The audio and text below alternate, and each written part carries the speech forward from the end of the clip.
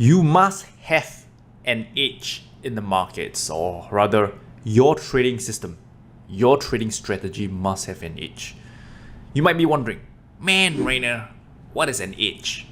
An edge is something that you do repeatedly that yields a profit over time, otherwise also known as a positive expectancy. And by the way, if your edge is using 19 indicators on your chart, you don't have a strategy, you've got a Christmas tree. Okay, so how do you then define an edge? So you can define an edge using this mathematical formula. Don't freak out, right? Because it's simple that even a 12-year-old can figure this one.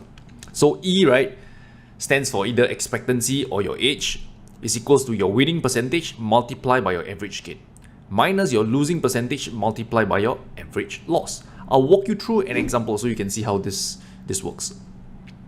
So let's say you have a trading system that has a 70% winning rate. Your average gain is $80 and your losing rate is 30%. Why 30%? Because 100% minus 70%, you'll get 30%. So that's your losing rate. And let's say your average loss is $100 per trade.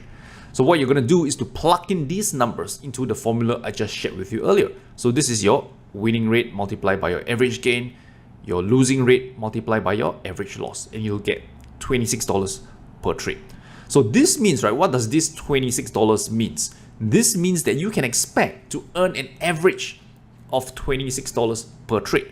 So let's say you have taken 100 trades using this trading system. What you're going to find is that you will have about $2,600, right, after taking 100 trades. So this is what it means to have a positive expectancy, and this is what it means to have an edge in the markets. Your E, right, your expectancy has to be positive. If it's negative, then clearly you don't have an edge, and the more you trade, the more you will lose.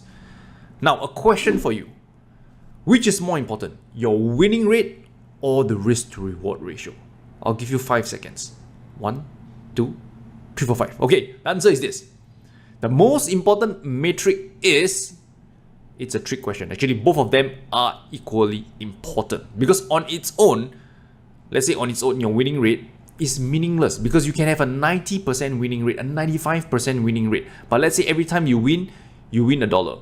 But every time you lose $100. So despite having a very high winning rate, you still have a unprofitable trading system.